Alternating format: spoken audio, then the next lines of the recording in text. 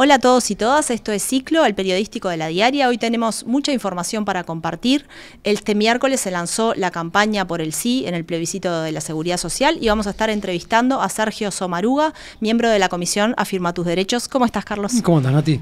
Sí, también vamos a tener en el día de hoy una mirada de la mesa de análisis particular. ¿Por qué? Porque el medio ambiente es uno de los temas que más preocupan, pero son de los que menos participan dentro de lo que es la agenda electoral de los distintos partidos políticos. Entonces, por esa razón y porque ustedes lo han planteado, además, es que hoy vamos a hacer una mesa de análisis discutiendo justamente estos tópicos de medio ambiente. Y bueno, la campaña sigue de cara a octubre, los candidatos están recorriendo el país y estuvimos con un equipo de Ciclo en Lascano Rocha con la fórmula Frente Amplista. Exacto, y además estarán con nosotros Roberto López Belloso, el director de Le Monde Diplomatique en Uruguay, para hablar del proceso eleccionario que también están viviendo en simultáneo con Uruguay, tanto Reino Unido como por ejemplo Alemania. Y estará también con nosotros Marcela Schenk de la Usina de Percepción Ciudadana, porque hay nueva encuesta de intención de voto. Pero si le parece, antes nos metemos de lleno en lo que es el resumen electoral de la semana. Resumen semanal. Lanzaron campaña por el sí. Las organizaciones sociales que apoyan la reforma de la seguridad social lanzaron su campaña en el Galpón. Compañeras y compañeros, todos somos jubilados. Es una cuestión de tiempo. Votar el sí es para definir estos 3 derechos humanos en esta medida cautelar básicos, pero es votar por el futuro. Votar sí es en definitiva construir una autopista que habremos de seguir recorriendo en el diálogo social hacia una reforma integral de la seguridad social. Frente Amplistas por el no. Un grupo de economistas del Frente Amplio que rechaza el plebiscito propuesto por el PIT-CNT hizo una declaración en la que argumentan que la reforma podría tener consecuencias negativas para la economía uruguaya y no resolvería los problemas del sistema previsional. El grupo propone, en su lugar, un diálogo social amplio para desarrollar una reforma más equitativa y sostenible. Esta postura generó polémica en la interna Frente Amplista con aquellos grupos que están a favor del plebiscito. Coalición firmó acuerdo por allanamientos nocturnos. Los partidos de la coalición de gobierno firmaron una declaración conjunta en apoyo al plebiscito sobre allanamientos nocturnos. Para nosotros como Partido Nacional es fundamental otorgar, darle a la policía, a la fiscalía, una herramienta más, no es la solución mágica, pero sí es una herramienta importante más, que muchos policías, muchos fiscales en otras oportunidades la solicitaban a gritos. El Frente Amplio y los allanamientos nocturnos. El Secretariado Ejecutivo del Frente Amplio decidió rechazar el plebiscito sobre allanamientos nocturnos propuesto por el oficialismo, calificándolo de demagógico. El Partido Comunista dio un paso más y aseguró que militará para que no se apruebe. Delgado presentó propuestas económicas. Un Uruguay más barato para vivir. Ese es el objetivo de las propuestas que presentó el candidato nacionalista Álvaro Delgado, que buscan generar un ahorro de 3.000 pesos por mes a los hogares uruguayos. Estas medidas no surgen solamente en la campaña electoral. Son medidas que vienen precedidas de lo que este gobierno está haciendo. Son ideas que tienen un análisis profundo. Se trata de verdaderas transformaciones, incluso en aspectos estructurales del Estado. Se dividen en 5 ejes: acercar los precios de los productos de higiene personal a los que hay en los países vecinos, reducir la burocracia en la producción de alimentos como carne, pollo, sal y harina para que bajen los precios, eliminar aranceles de los productos de tecnología, bajar 12% la tarifa eléctrica y aumentar la franja de descuento de combustible en las zonas de frontera. El archivo de la causa Marcet. La causa por la entrega del pasaporte a Sebastián Marcet fue archivada. El fiscal Machado concluyó que los exministros Luis Alberto Heber y Francisco Bustillo mintieron en una interpelación en 2022 al ocultar advertencias sobre Marcet. Acá tengo las actas de la interpelación y yo hablo en varias oportunidades de las comunicaciones telefónicas entre los subsecretarios. O sea, no hubo ocultamiento y no hubo mentira. Lo que se podrá decir que no se habló de los chats. Sí, no se habló porque no se preguntó. La interpelación era a los ministros y los ministros toman la decisión. En este momento podemos decir, con el diario del lunes obviamente fue un error de no hablar sobre el contenido de los WhatsApps y tampoco se nos ha preguntado en la interpelación. En lo personal, y lo dije y lo repito, yo no mentí en el Parlamento.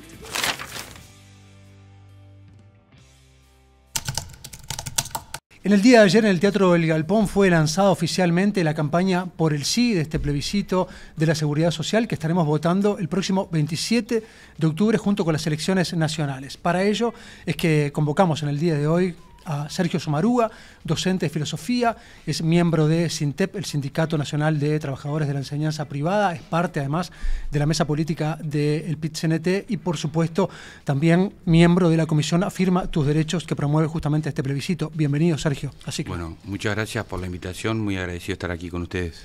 ¿Cuáles son las expectativas que tienen de que finalmente este plebiscito llegue a buen puerto de cara a que hay una enorme resistencia política que se ha edificado en los últimos días, pero también manejando datos más recientes, ¿no? Por ejemplo, que el 53% de la población estaría manifestándose a favor, según la última encuesta de Factum? Bueno, tenemos una expectativa llena de esperanza con respecto a que el proceso de socialización de información que le dé valor a los elementos de juicio para que las personas puedan decidir a su leal saber y entender de cara al 27 de octubre sea significativo.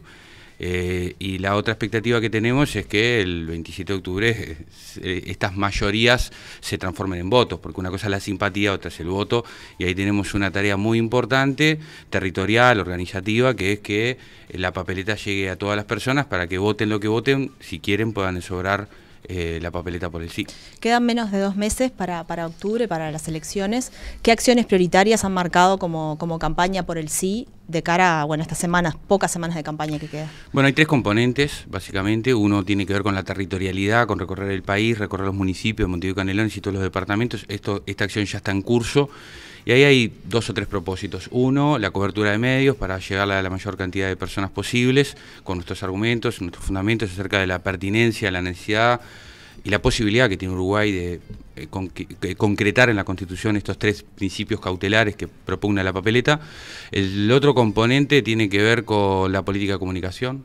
Es decir, estar en los debates, en las asambleas, en las charlas, en la conversación, que además se da en concomitancia con otro conjunto de conversaciones, porque este plebiscito se desarrolla junto a otro plebiscito y junto a las elecciones nacionales. Entonces ahí tenemos un desafío muy importante.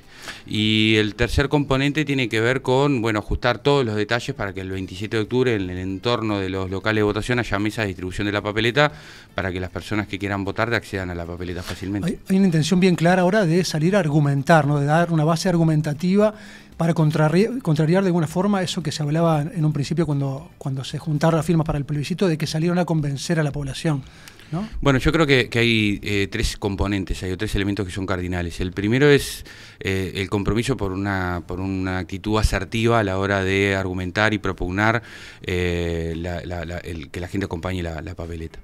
Otro segundo componente tiene que ver con refutar los argumentos que vienen de las personas que están en oposición a esta papeleta.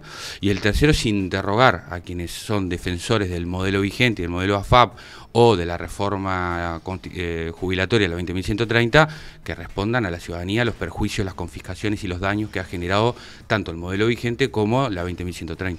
Vamos a ir a las críticas entonces. Una de las críticas más recientes ha sido la del grupo de economistas por el no, Frente Amplistas por el no, que se pronunciaron sobre distintos puntos. Ahora vamos a ir a cuestiones de contenido y también para darte la oportunidad y darle a la campaña por el sí de explicar un poco cuáles son las propuestas de la papeleta sobre las que no hablamos todavía. Pero más allá del contenido, sobre el cual vamos a hablar, como decía, me gustaría focalizarme primero en la forma, ¿no? Porque hubo, digamos, de alguna manera una reacción muy fuerte por parte del PIT-CNT y de la campaña por el sí a este comunicado, a esta declaración de este grupo de economistas. Hubo reacciones violentas en redes sociales y hubo también acusaciones de que estábamos ante tecnócratas y gente que hablaba desde un pedestal. ¿Cómo ves un poco esa reacción vos personalmente? ¿Te parece adecuada? Porque también hubo como una cuestión de no empezar a debatir argumentos, no tanto debatir argumentos, sino también apuntar a las personas que estaban emitiendo ese discurso, digamos. Yo no comparto la lógica del scratch, punto 1. Punto 2, defiendo el derecho de cualquiera a decir lo que piensa, siempre que lo haga con respeto y con argumentos, menos a los fascismos, porque considero que son enemigos de la humanidad y a esos no los escucho, los combato. Después, dentro del arco del pensamiento, me parece que la libertad de pensamiento le hace bien a la libertad de expresión y la libertad de expresión le hace bien a la gente. Así que ahí ya aclaro algunas cosas. Lo tercero es que considero que el documento que sacaron los académicos, los economistas y otros técnicos afiliados al Frente Amplio, tuvo un tono hacia el movimiento social, hacia el movimiento sindical, muy agresivo, ¿no? Muy agresivo. una agresividad no violento, pero sí fue agresivo el caer en los espacios que también cae la derecha a la hora de interpelar la papeleta y de interpelar a quienes impulsamos esta papeleta. ¿Qué aspectos te parecieron como agresivos para ejemplificar? Y por así? ejemplo, al momento de hablar de la sostenibilidad, utilizaron la hipótesis maximalista. No problematizaron que hay otros supuestos posibles a la hora de calcular cuánto es el financiamiento de los derechos que propugna la papeleta para el bienestar de las personas. Eso creo que es negar el carácter de interlocutor de quienes promovemos la papeleta, no dialogar con la papeleta ni con quienes la impulsamos. Segundo, creo que tiene errores gruesos al momento, por ejemplo, de plantear que con la papeleta se cristalizan los privilegios de la caja militar. Y yo creo que hacer esa acusación al movimiento sindical, que entre otras cosas tiene en su legado histórico la huelga general que pagó con cárcel, martirio, tortura y asesinato de sus hombres y mujeres que lucharon contra el terrorismo de Estado, es grave, éticamente es grave, ¿no? Lo otro es que en ningún momento ninguno de estos economistas vinieron a hablar con el movimiento sindical antes de sacar este comunicado. ¿El movimiento los consulta en algún momento? No, en ningún momento. Y entonces ahí me parece que hubo más una necesidad de marcar posición política que de dialogar con nosotros. Esto es así, es irrebatible. Lo otro es que considero que yo leí atentamente, soy una persona que trata de leer, digamos, y yo leí atentamente el documento. El documento tiene como dos componentes. Uno de crítica a la ley 20.130, que nosotros suscribimos. Esas críticas son las mismas que tenemos nosotros, básicamente. Lo que me hubiera gustado es que estos economistas con esta potencia se hubieran salido a cuestionar la 20.130 con tanta fuerza como están saliendo a cuestionar el plebiscito del movimiento social. Que la reforma que se puso en práctica. Exacto.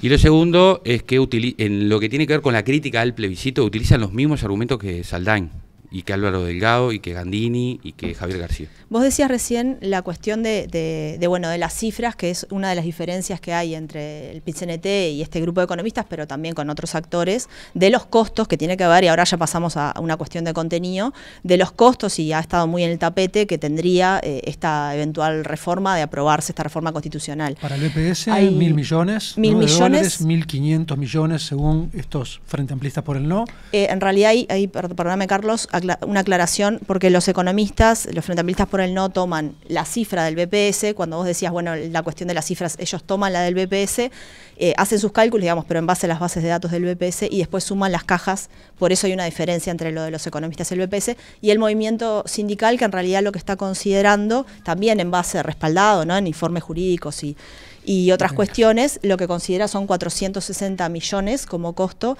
porque considera que esto de la equiparación de las jubilaciones al salario mínimo es una equiparación por persona y no por prestación. Esa es como la gran diferencia.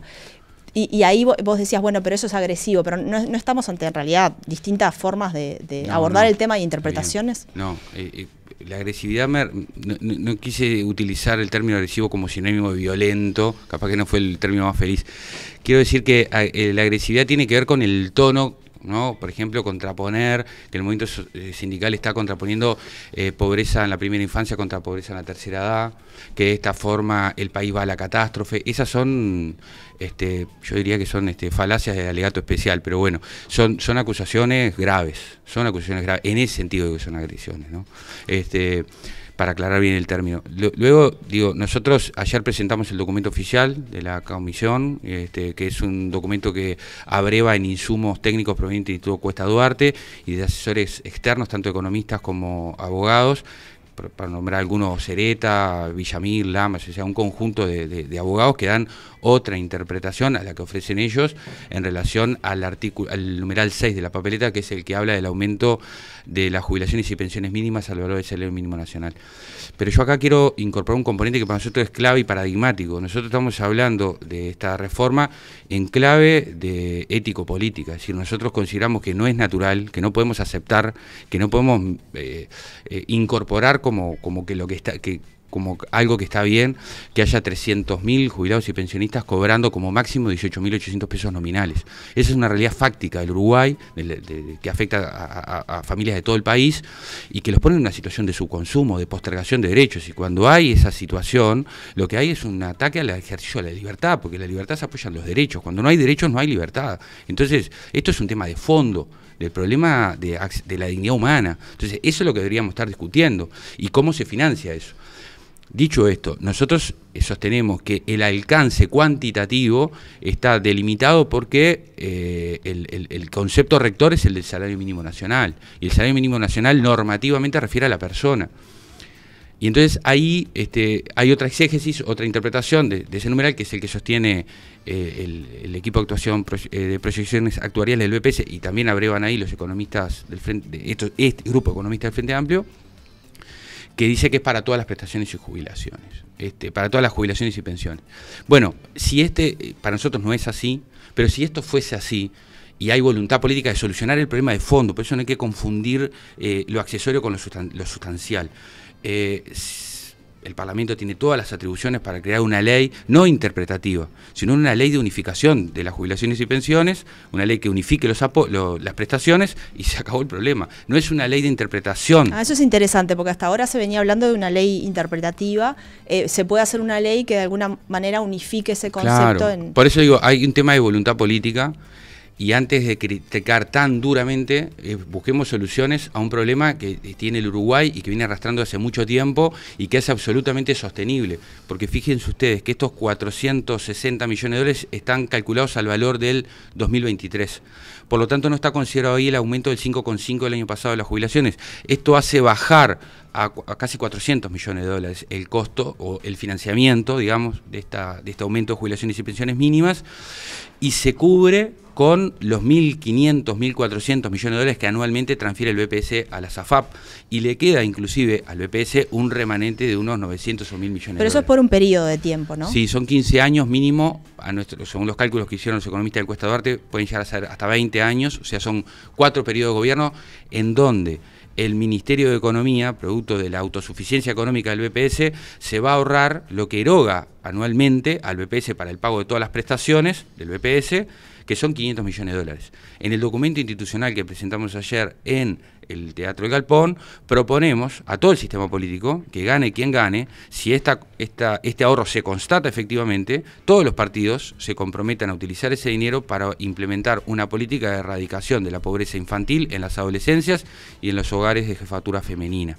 Entonces, a nuestro entender, es claro que ese ahorro se va a producir y queremos que ese dinero se utilice para erradicar la pobreza infantil y las demás pobrezas que mencioné, que según los cálculos de UNICEF, para la pobreza infantil son 355 millones de dólares al año. O sea que por un periodo de 20 años tenemos un BPS con autosuficiencia económica y 20 años para implementar la eradicación de la pobreza infantil. Pero después tenemos los costos, ¿no? Después empezamos ya a ver los costos. ¿Hay alguna propuesta del Hay gastos PIB incrementales. Sí. Está claro que, digamos, nadie exige que haga una propuesta de financiamiento de costos, pero ¿hay alguna propuesta para financiar después esos costos a largo plazo? Hay gastos incrementales y esto es así, y no hay que negarlo. Y yo creo que esa es la discusión de fondo. Yo entiendo con todo el respeto, ¿no? Pero entiendo que ha habido otros frentes como el de la confiscación, de los fondos de los... Eso es chatarra, es humo, realmente es humo, lo discuto con cualquiera en cualquier ámbito. Este otro no es chatarra, este es un tema real. ¿Hay gasto incremental? ¿Hay expansión fiscal? Sí, lo hay. Es más, si todas las personas que hoy están jubiladas por el sistema mixto, ¿no? O sea, AFAP más BPS, se hubieran jubilado solo por el BPS, habría unos 216 millones de dólares más que tendría que gastar el BPS, que tendría que pagar el BPS de jubilación. ¿Esto por qué es así?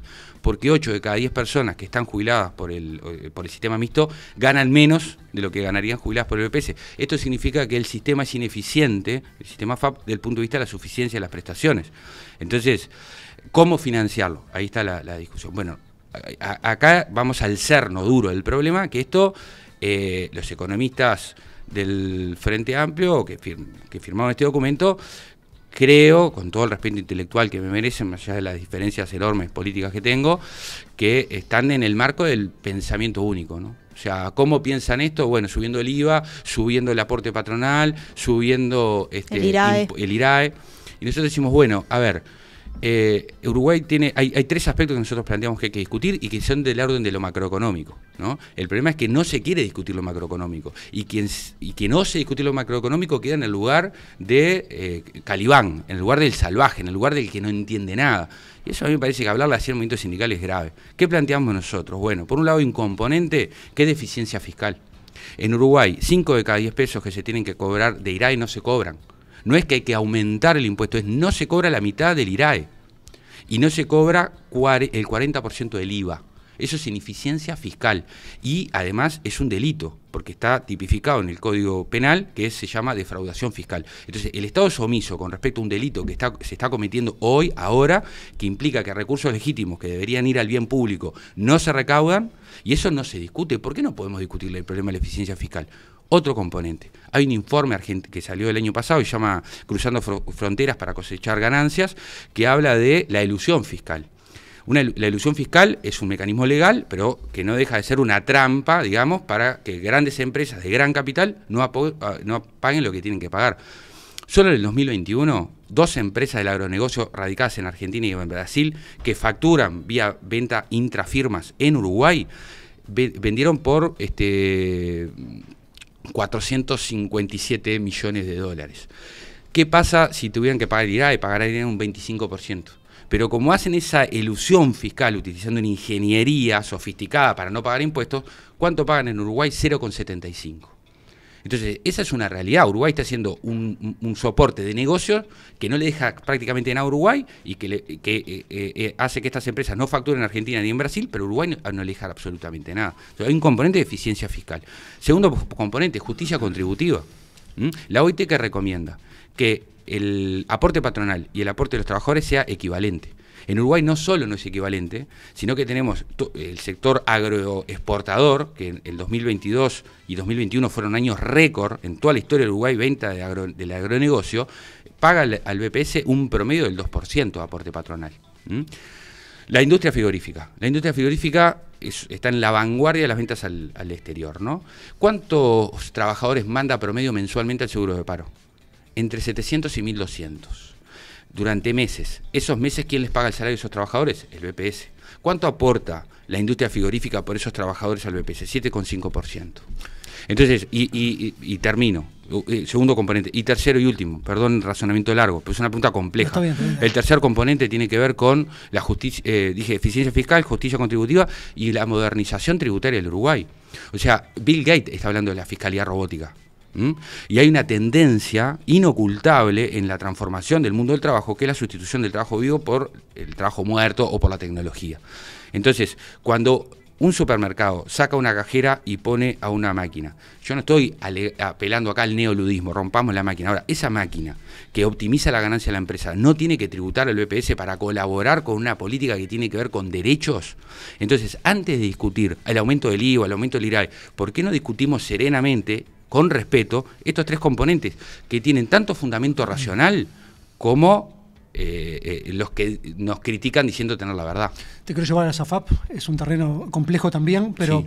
¿Por qué crees que en 28 años el sistema político, los distintos gobiernos que han pasado, no han revisado este sistema de AFAP que, bueno, según quienes hacen campaña, que ustedes, ¿no?, por este plebiscito, son ineficientes, es un sistema muy caro? ¿Por qué? ¿A quién le conviene eso?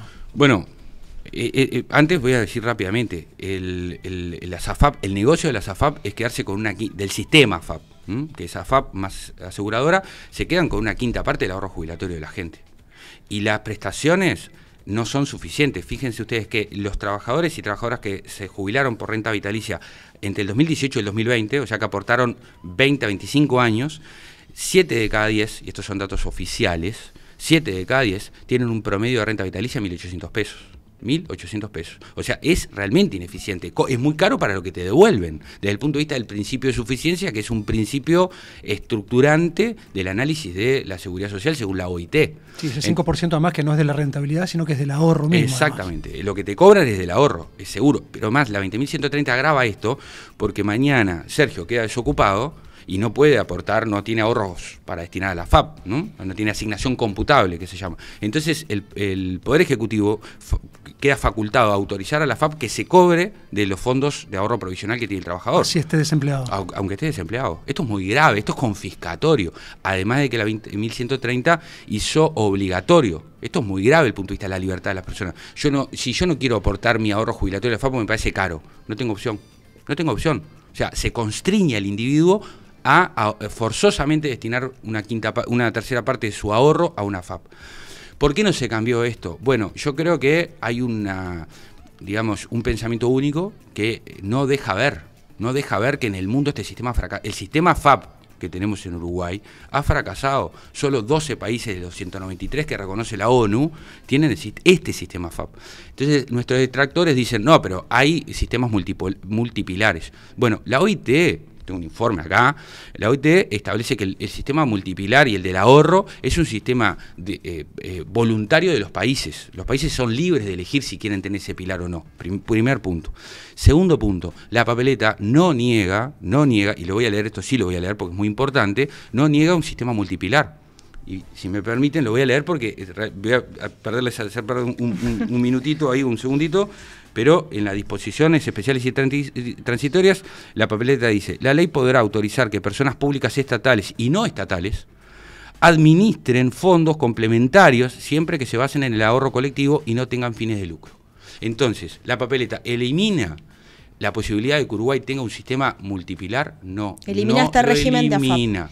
No lo elimina. Entonces, yo admito que haya personas que están en contra de esta papeleta, porque la sociedad tiene intereses diversos y hay pensamientos políticos diversos en función de esos intereses, pero que se diga que la papeleta elimina el sistema multipilar para Uruguay no es real.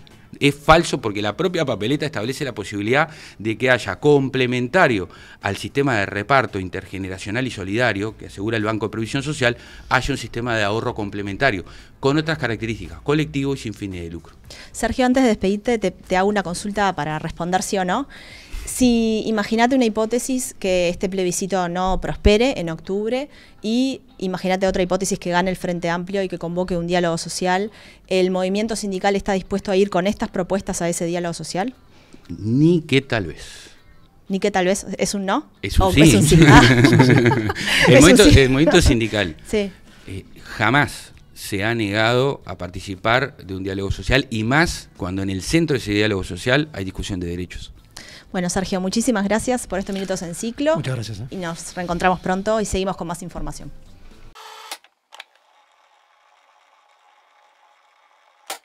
Los candidatos de todos los partidos políticos están recorriendo el país y con ellos va el equipo de ciclo. Hace unos días estuvimos con la fórmula Frente Amplista de Yamandu Orsi y Carolina Cose en Lascano, Rocha, para traerles esta crónica de campaña.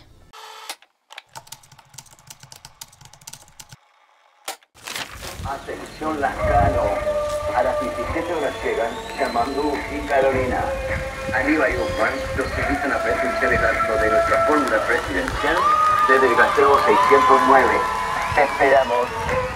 Bueno, buenas noches Lascano, pero acá hay mucha gente de muchos otros lugares, ¿verdad?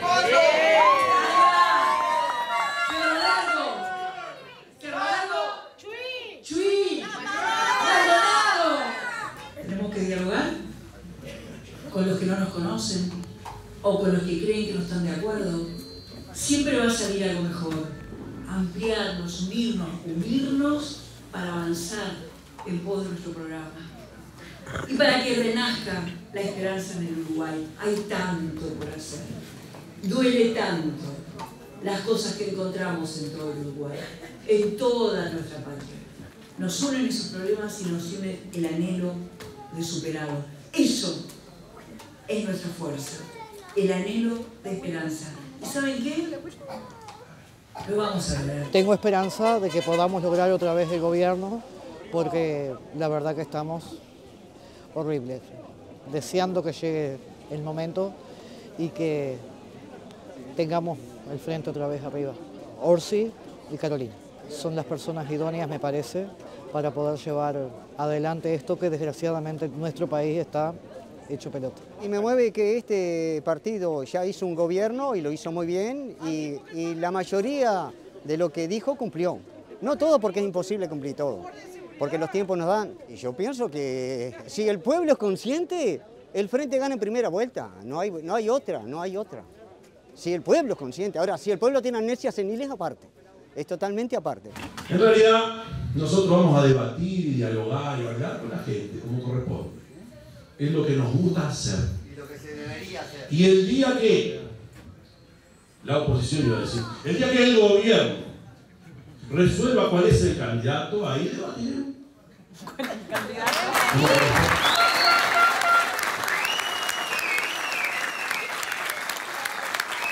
Porque además la ley lo establece. La ley lo establece, hay que debatir allá en noviembre. Y bueno, vamos a ver. Nosotros vamos a definir a partir de estos días un plan. Ya tenemos un programa que ustedes mismos nos han ayudado a armar y que está muy bueno. Vamos a tener que definir acciones bastante más concretas. Porque aparte nos plantean que no tienen propuesta. ¿Cuánto hace que le venimos diciendo ahí un programa? Eso te sacan un programa de un día para el otro, No es difícil, te voy a juntar 4, un contador, un escribano, un abogado. No, nosotros el programa lo hacemos con la gente. A partir de la necesidad de nuestra gente. Porque de verdad, no vamos a gobernar para una mitad, ni vamos a gobernar para un grupito ni más allá, vamos a gobernar para la gente. Y yo creo que es la única salida. Y digo, es la única salida primero porque es un programa creado por una multiplicidad de gente, transversal esta vuelta. Creo que ambos, tanto Carolina como Yamandú, están preparados para lo que van a enfrentar, lo que nos dejan y lo que les dejaron para el futuro, de los agujeros que le dejaron al queso. Milito esta fórmula porque creo que son dos candidatos muy capaces, con muy buenas trayectorias ambos, muy buenas gestiones allí donde las tuvieron en las intendencias y también la gestión de Carolina Nantel.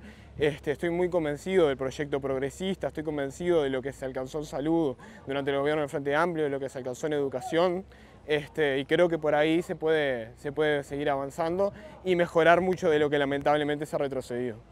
Yo creo que dentro de la juventud existe una tendencia progresista, existe una esperanza, existe unas ganas de cambiar, de avanzar hacia una sociedad más justa y más igualitaria, y creo que todavía hay mucho de eso en Rocha y por suerte lo seguimos encontrando en muchos compañeros.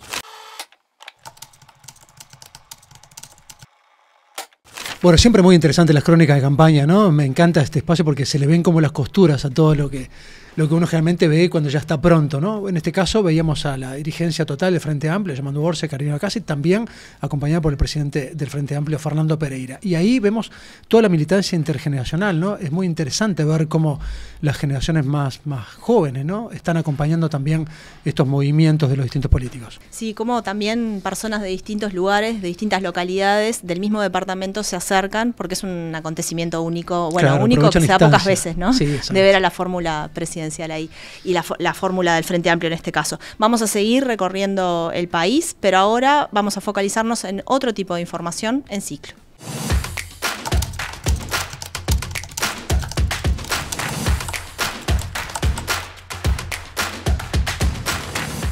Hay temas como el ambiente que son muy importantes para el país, pero que no están tan presentes en la campaña electoral. Sin embargo, muchos de ustedes nos han pedido que lo tratemos y que lo abordemos en este programa de ciclo.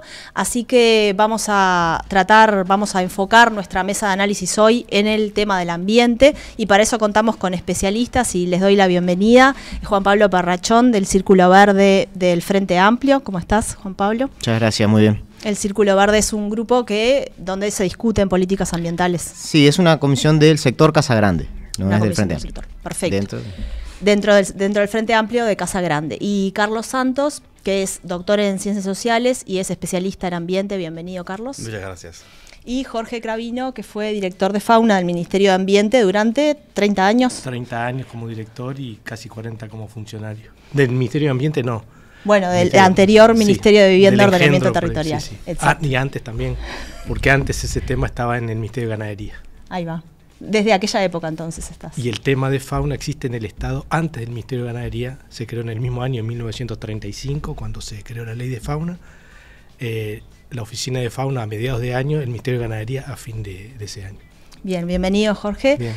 Voy a empezar con una pregunta más bien general y es también, por el tiempo del que disponemos, no va a dar para explayarse mucho, pero ¿cuáles consideran ustedes que son, en titulares, los principales desafíos ambientales del país para los próximos años? Carlos, ¿qué te parece? Bien, yo nuclearía en 3 grandes ámbitos. El primero de ellos es cómo compatibilizar diferentes lenguajes de valoración, diferentes cosmovisiones sobre la cuestión ambiental que tienen correspondencia en diferentes proyecciones políticas, sociales, económicas. Yo creo que hay una predominancia en los últimos años de los aspectos económicos sobre los demás y es necesario dar lugar a que estas otras formas de concebir lo ambiental estén presentes.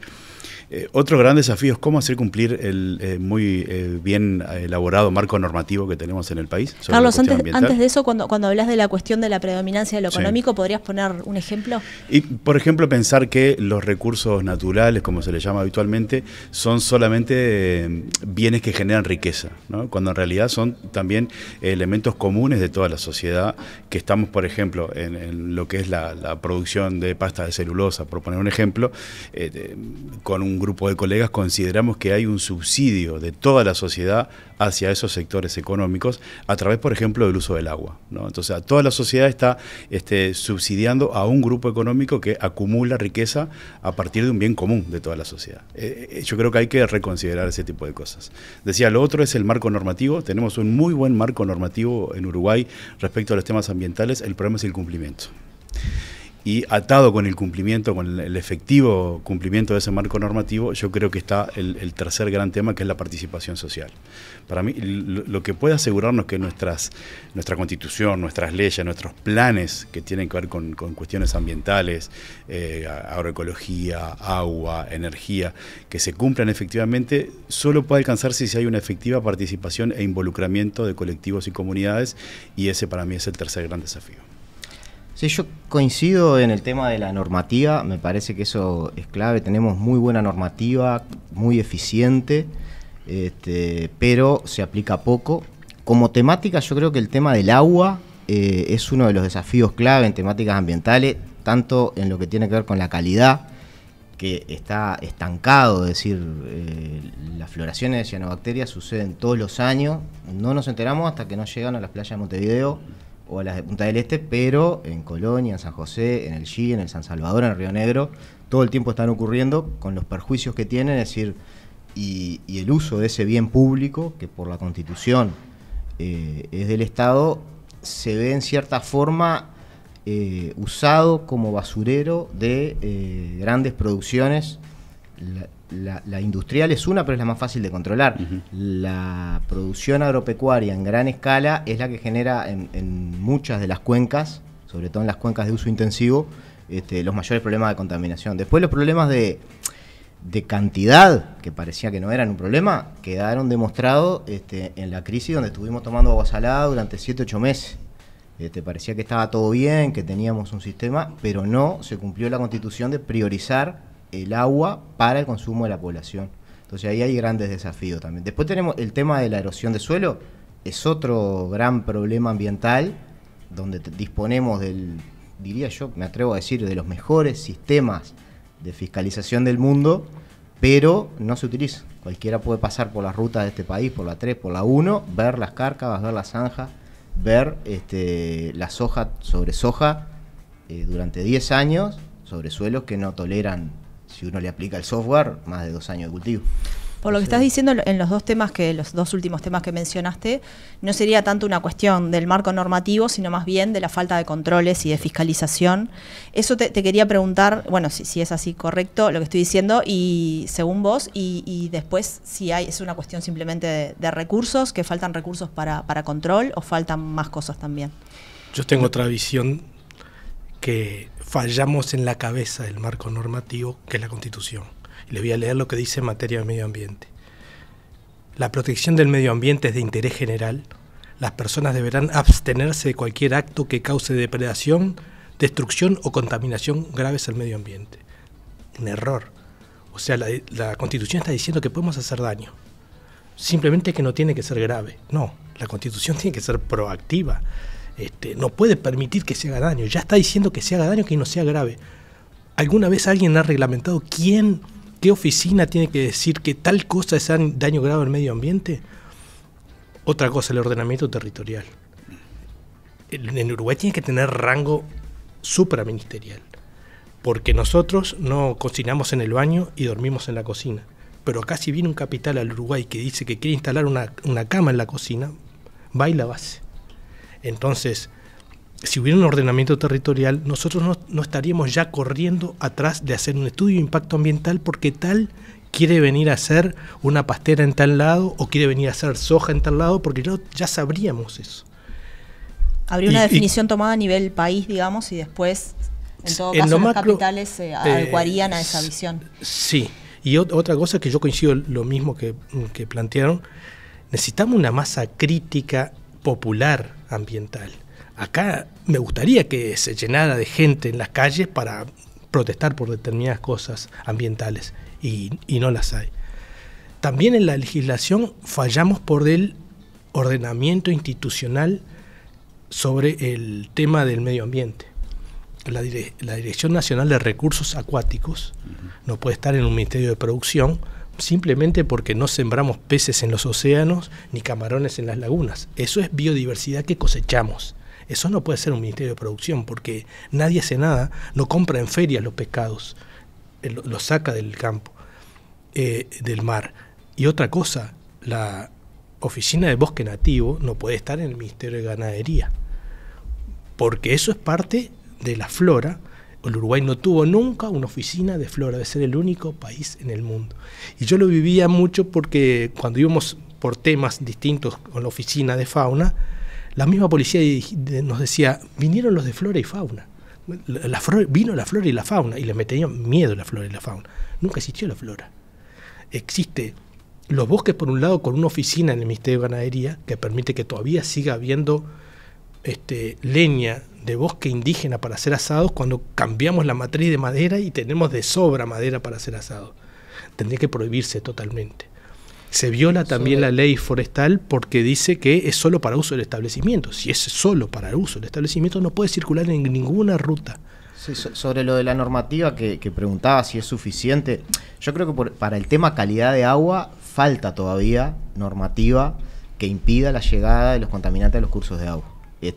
Hay muchas medidas que se tomaron, por ejemplo, en la cuenca del Santa Lucía, pero no para todas las cuencas, y eso me parece que es bien importante decir que no es solo la cuenca de Santa Lucía que tiene problemas. Claro. La cuenca de San Salvador tiene valores de fósforo 2 y 3 y 4 veces mayores al Santa Lucía.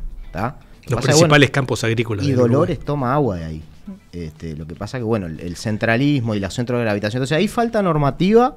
Hay alguna que hay que hacerla cumplir y otra que falta. Lo que sí sobra es investigación científica sobre lo que hay que hacer, sobre cuáles son las causas y cuáles serían las medidas que disminuirían esos grados de contaminación. Es decir, la investigación científica ahí es suficiente y hay cierto consenso científico técnico.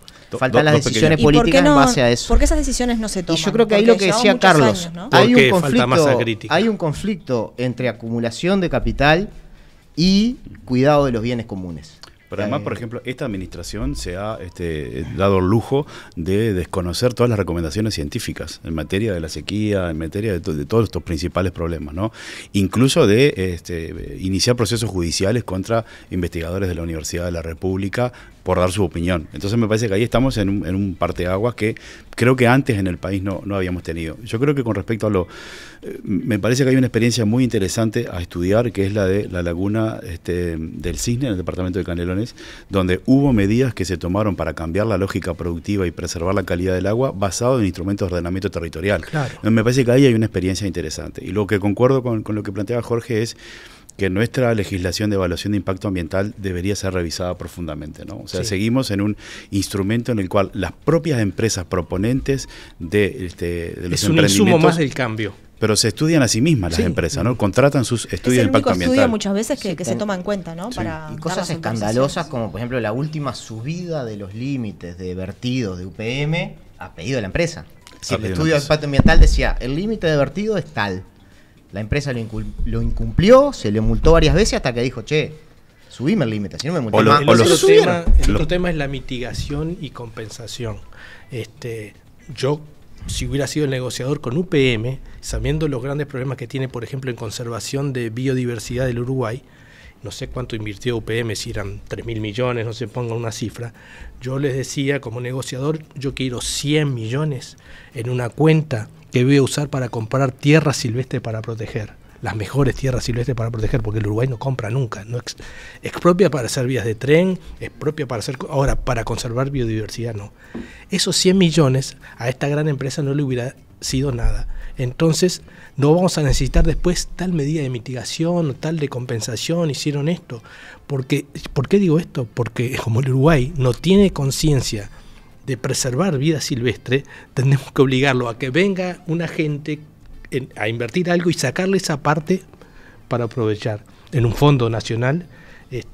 Lo he meditado mucho, yo trabajé para 9 administraciones de gobierno como asesor en fauna, no le doy la derecha a ninguna, todas tienen. ¿Por qué? Por el tema de la masa crítica.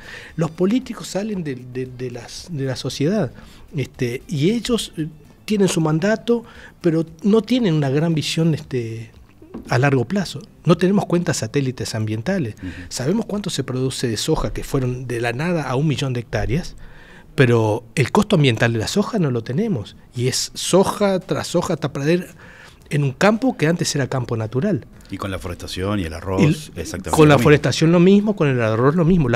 Y eso es ordenamiento territorial. Entonces, en Uruguay, que tiene 18 millones de hectáreas, perdimos 1 millón abajo de la soja, 1 millón y pico abajo de la forestación. Entre el arroz y los cultivos de secano, capaz que estamos en 1,5 millones más. Y hay muchísima cosa. Y en las pequeñas cosas también fallamos. En las ciudades, en los parches de biodiversidad en el medio de las ciudades.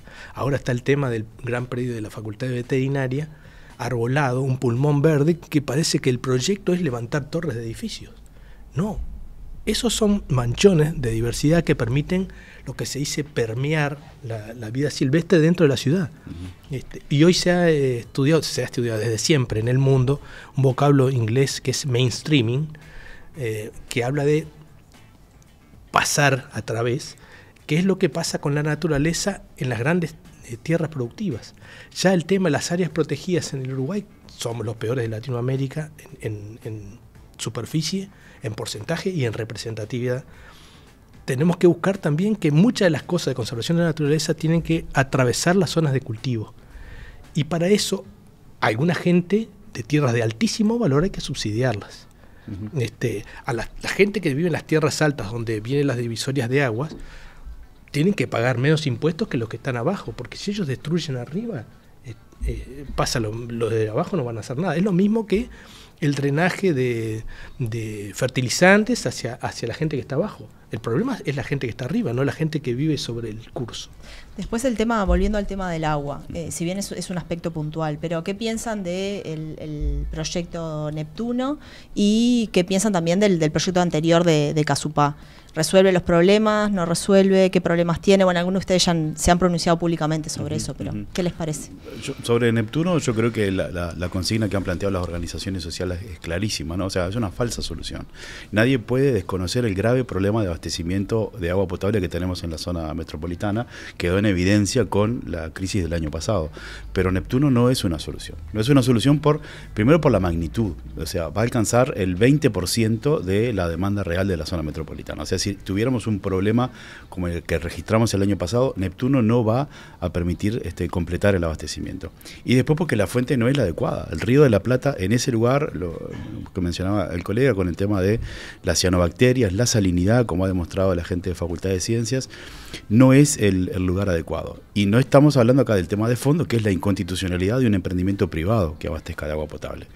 Sobre Casupá, yo debo reconocer que tengo mis dudas. Tampoco fue discutido participativamente y ampliamente con la sociedad, como plantea nuestra Constitución y nuestra Ley de Aguas, aprobada, vigente. Creo que deberíamos reconsiderar otras alternativas, como descentralizar nuestro sistema de abastecimiento y buscar múltiples fuentes de abastecimiento. Pienso, por ejemplo, en la cuenca del Solichico, ¿no? Que OCE la tiene en la mira como una posibilidad de abastecimiento y pensar en varias fuentes diversas que nos permitan tener alternativas reales y no seguir dependiendo del sistema de Santa Lucía, ¿no? Tengo un aporte como neófito en el tema de agua, pero lo he meditado mucho desde mi visión de fauna, ¿no?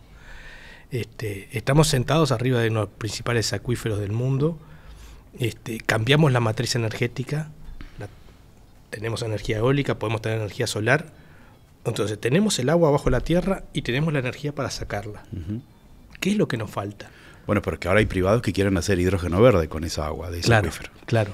Por eso. Hay otro aspecto, digo, a resaltar del proyecto Neptuno que es bastante negativo, que implica un abandono de la cuenca de Santa Lucía. Totalmente. Tipo, yo ahora voy a tener el agua acá, hagan lo que quieran, y puede ponerse como lo que se llama zona de sacrificio. Bueno, acá ya no me interesa más la calidad del agua, no me interesa la cantidad, porque yo tengo otra fuente. Y eso es muy grave porque el deterioro del ecosistema, el deterioro de los suelos, no solo va a implicar el riesgo para el agua potable para consumo humano, sino para la producción también y para toda la vida que vive ahí. Eso por un lado.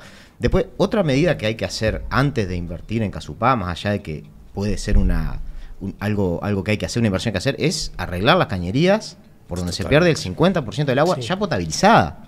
Es decir, no podemos estar tirando la mitad del agua y pensar en más. Eso es un tema de eficiencia que hay que hacerlo y es inversión en infraestructura pública. Y OCE está en situación complicada para invertir seguramente en los próximos años. Crítica. Ya OCE, digamos, lo que ha anunciado es que ya OCE en este momento del año está en números rojos, ¿no? Y pensemos que si Neptuno sigue adelante, ojalá que no, se le van a agregar $50 millones en promedio por año a la contabilidad de OCE que va a tener que hacer frente para pagar el consorcio privado. Hay grandes consumidores que pagan subsidiado el agua, ¿no? Agua de OCE, grandes consumidores industriales que la pagan subsidiada. Entonces digo, a partir de cobrarle ahí el costo real, porque las inversiones son un costo real, económico, no debería de subsidiarlo todo el mundo, pero esos grandes consumidores de agua a las que se le vende a precio subsidiado podrían pagarla más para financiar. Esas son las cuentas satélites ambientales, hay que ponerlas en la Constitución. Entonces, en aras de la competitividad o de lo que fuere, terminamos regalándole y además teniendo una ineficiencia ambiental que nos genera todos estos problemas. Les digo una cosa más del tema que siempre se habla del cambio climático y las sequías recurrentes regionales, ¿no? No lo resolvemos como en comités de emergencia, no, porque tampoco resolvemos con emergencias médicas el problema de la salud. Entonces,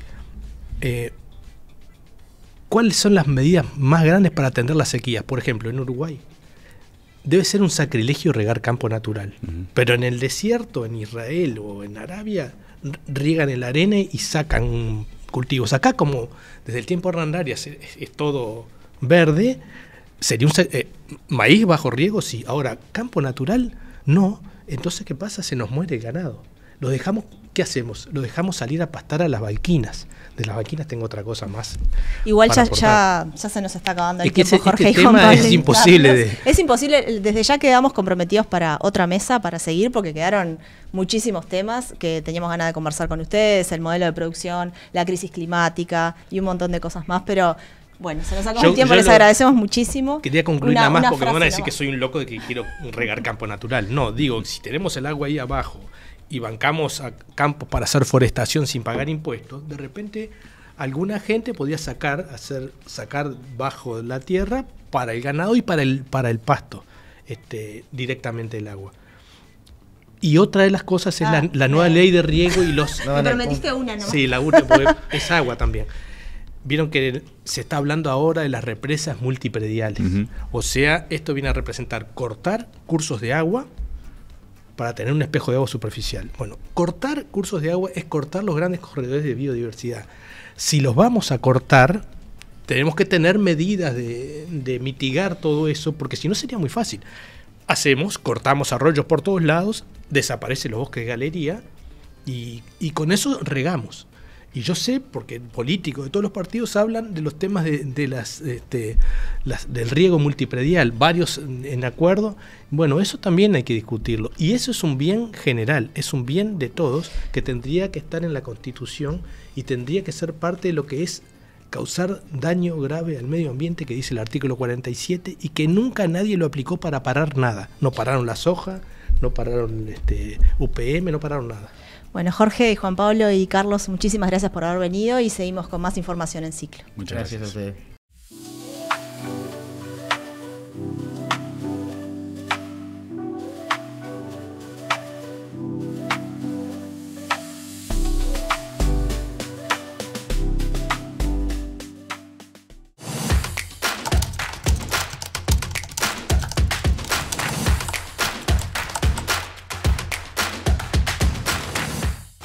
El año electoral avanza no solamente en Uruguay, sino también en otros países, y esa es la razón por la que está con nosotros Roberto López Belloso, el director de Le Monde Diplomatique en Uruguay, para hablar de cómo avanza el proceso eleccionario tanto en Reino Unido como en Alemania. Bienvenido. Muchas gracias. Sí, es un año de muchas elecciones. Tuvimos las elecciones en la democracia más grande del mundo, que es India, este año, y tenemos las de noviembre de Estados Unidos, que van a verdaderamente atraer toda la atención de la prensa internacional. Pero el 4 de julio tuvimos las elecciones en el Reino Unido, que fueron verdaderamente muy sorprendentes en términos de resultados. Como todos sabemos, Partido Conservador, Partido Laborista son los dos grandes partidos del Reino Unido. El Partido Conservador estaba gobernando desde el 2010 hasta el 2024, 14 años en el gobierno. Es el partido de Churchill, de Thatcher, o sea, un partido muy tradicional de Estados Unidos. Y el Partido Laborista... De Reino Unido. De Reino Unido. Sí, perdón, del Reino Unido, perdón. Y el Partido Laborista, el partido de Tony Blair, digamos, para poner una referencia centro-izquierda. Bueno, en las elecciones del 4 de julio hubo 650 bancas en disputa. El Partido Conservador bajó de 244 a 121 y el Partido Laborista obtuvo 411. O sea, es una derrota enorme del Partido Conservador. Tomamos en cuenta que el Partido Laborista tenía 209, o sea que más que duplicó sus bancas. Un poco como a contrapelo de lo que está pasando en otros países de Europa, ¿cuáles son las razones que pueden explicar este cambio de gobierno en Reino Unido? A mi modo de ver, dos. Primero, los malos resultados del Brexit. O sea, yo creo que al Reino Unido no le está yendo bien en términos económicos. Hay también un cierto cansancio de 14 años en el poder, que es natural en cualquier sociedad. Y luego el Partido Laborista hizo una movida mucho más al centro de cómo estaba en los últimos años. Y acá me voy a contradecir a mí mismo. O sea, una estrategia política que aprovecha la coyuntura. Una estrategia política que aprovecha la coyuntura y que además tiene un cambio de liderazgo muy claro. Estaba Jeremy Corbyn, un socialista del ala más a la izquierda del Partido Laborista, que es expulsado del partido por considerar que tenía opiniones antisemitas, básicamente a raíz de la crisis de Gaza, y asume Starmer, que es una persona mucho más al centro de lo que era Corbyn. Pero les decía que me voy a contradecir a mí mismo, porque el Partido Laborista obtuvo este año 9.700.000 votos.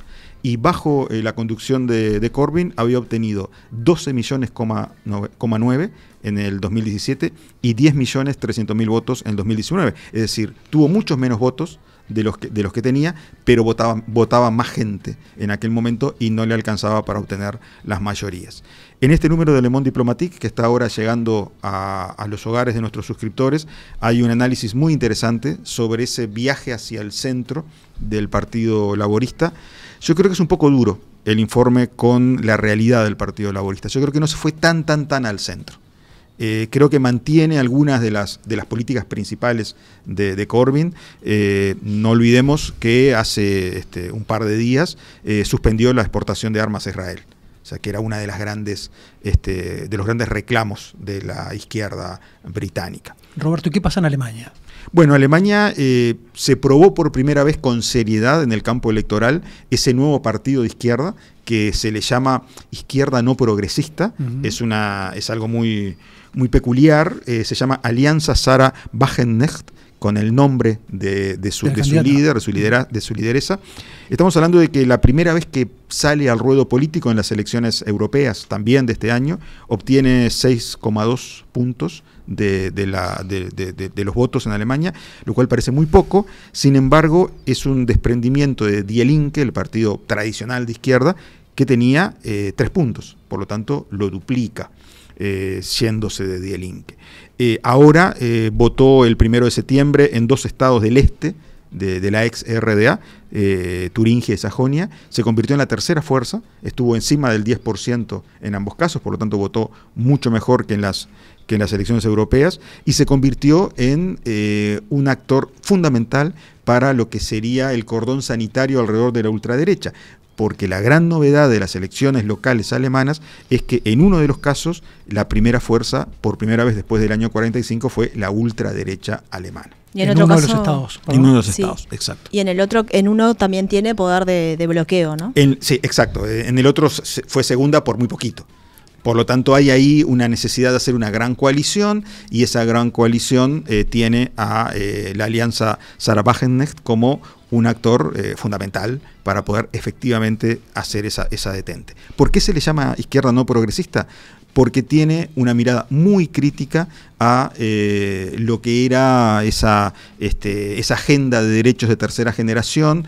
Es bastante conservadora en términos de recibir inmigrantes en Alemania. Dice, se necesitan inmigrantes, pero no de manera indiscriminada, hay que trabajar socialmente en los países de origen para que vengan aquellos inmigrantes que se necesitan en Alemania. Pone mucho más el acento en lo social y económico que en derechos de tipo como derechos de género, como derechos de matrimonio igualitario y demás. Roberto, muchísimas gracias por estos minutos en Ciclo y por habernos contado estas realidades de otros países que también van a tener y tuvieron sus instancias electorales. Y bueno, nos reencontramos pronto. Gracias a ustedes por la invitación. Muchas gracias.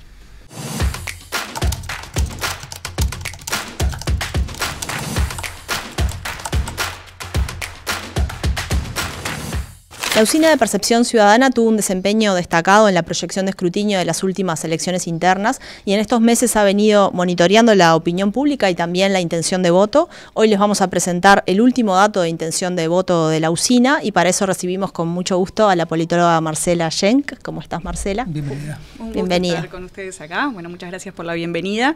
Y bueno, les vamos a estar presentando entonces la última medición que hicimos desde la Usina de Percepción Ciudadana sobre intención de voto. Son datos bien frescos que estuvimos recogiendo entre el 29 de agosto y el 1 de septiembre. Apenas días atrás. Días atrás, exactamente. Apenas terminado de procesar, así, primicia absoluta para Ciclo, entonces, de estos datos.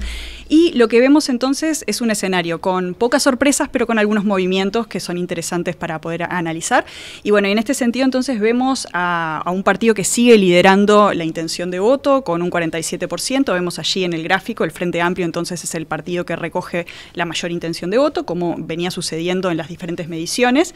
Y tenemos a un segundo partido que está allí, el Partido Nacional, con un 24%, que estaría entonces liderando los partidos de la coalición, ¿no? Posteriormente vamos a tener entonces un 13% al Partido Colorado, Cabildo Abierto con un 2%, con un 1% al Partido Independiente, y bueno, y en el caso de otros partidos un 2%. Luego vamos a tener un 11% que se divide entre un 5% de votos en blanco o anulados, ¿no? Personas que dicen que van a votar así, o personas que dijeron que no sabían cómo responder en esta consulta, ¿no? Bueno, esa es la pantalla, digamos, de la intención de voto que estamos viendo ahora, ¿no? Y si les parece podemos pensar un poco más en la evolución, ¿no? En relación a esto, y bueno, cómo venimos viendo entonces que va variando esta figura en movimiento, ¿no?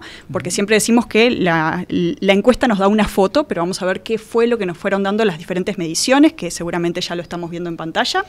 Y bueno, en ese sentido vemos que en el caso del Frente Amplio pierde un punto en relación a la última medición, pero podemos afirmar que es un escenario estable de todas formas, ¿no? Desde marzo, como estamos viendo aquí en el gráfico, estuvo por encima del 45%, ya más cerca de las internas sube a un 47%. Bueno, el punto más alto fue en la medición de julio con un 48% y ahora tenemos esta medición del 47%. Marcela, ahí hay una pregunta que siempre se hace y es, ¿hay alguna cifra mágica para esto de la mayoría parlamentaria? Podríamos decir que hoy podríamos decir que con esta foto el Frente Amplio está cercano a la mayoría parlamentaria en octubre. Bueno, es una suposición muy certera, digamos, con esto que estamos viendo. Por supuesto, es una foto, como estábamos diciendo, y siempre puede haber movimientos, pero si pensamos en lo que ocurrió en 2009 y en 2014 con porcentajes similares a los que estamos estamos viendo hoy, estamos viendo sí un escenario de mayoría parlamentaria, ¿no? Entonces sería, digamos que lo más probable si proyectáramos esta foto en el futuro, ¿no?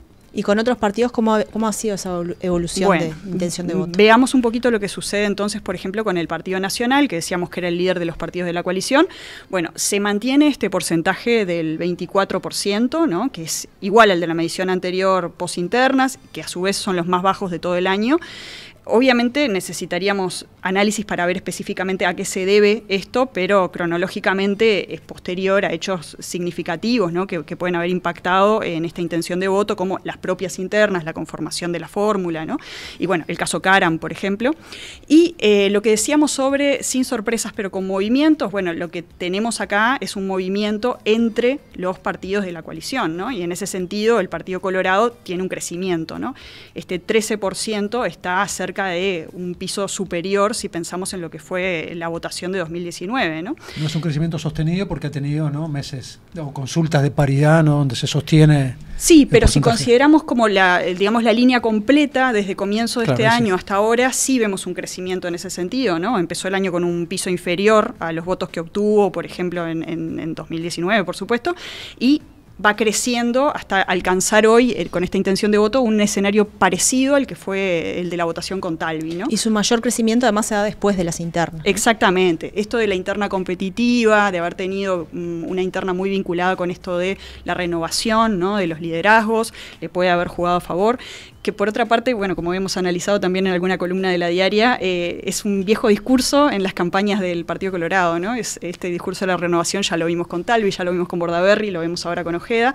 Y bueno, y también el factor de la vuelta de Bordaberry, ¿no?, como un elemento que está impulsando allí al Partido Colorado, ¿no? O sea que tenemos entonces un movimiento creciente, digamos, en esta intención de voto del Partido Colorado, mientras que el Partido Nacional vemos que va a la baja y se estabiliza, digamos, en este porcentaje del 24%. De todas formas, sigue siendo el líder de los partidos de la coalición, ¿no?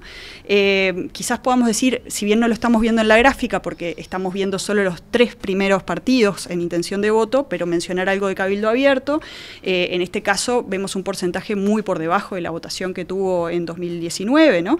Es verdad que también es un electorado más difícil de captar por las encuestas, pero bueno, en este caso también tenemos elementos que habría que valorar, como esto de las internas no competitivas, bueno, el elemento de novedad vinculado al liderazgo de Manini, que ya no está en este ciclo electoral, y además esto de tener partidos, socios de la coalición con una oferta más corrida hacia lo conservador, ¿no?, como puede sugerir esto de la entrada del liderazgo de Bordaberry al Partido Colorado, y bueno, y eso también puede comerle algo de la intención de voto a este partido. También puede suponerse que parte de quienes votaron a este partido en la elección pasada pueden también ahora estar votando por el Frente Amplio, ¿no?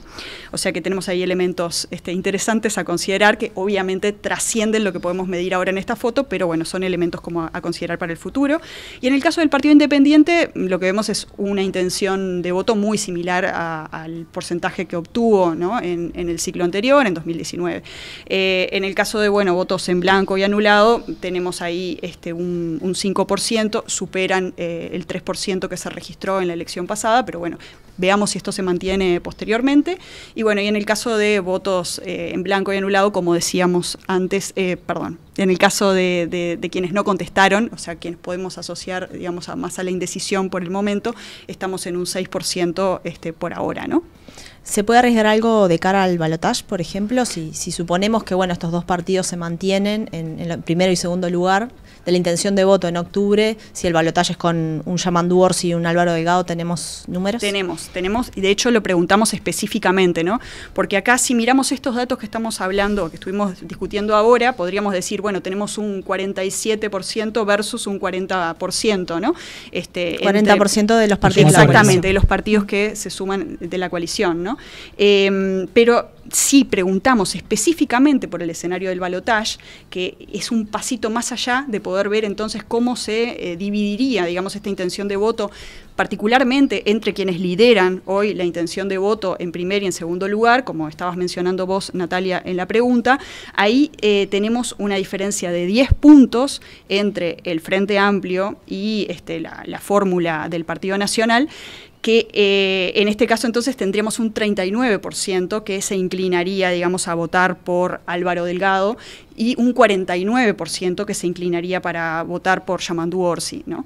Entonces, lo que vemos todavía es un porcentaje muy alto de personas que no se han decidido, ¿no? Y que no han contestado esta pregunta, pero de todas formas tenemos una distancia mayor en este sentido entre el Frente Amplio y el Partido Nacional encabezando, digamos, a la coalición, que lo que se registra simplemente por sumar la intención de voto que ahora nos dan los partidos de cara a octubre. Muchas gracias, Marcela, y así finalizamos ciclo. Si les parece, nos reencontramos el próximo jueves a partir de las 20 horas, ustedes ya lo saben, en nuestro canal de YouTube. Si les gustó este contenido del programa de hoy, le dan un me gusta y por supuesto déjennos su comentario porque para nosotros es muy importante su opinión.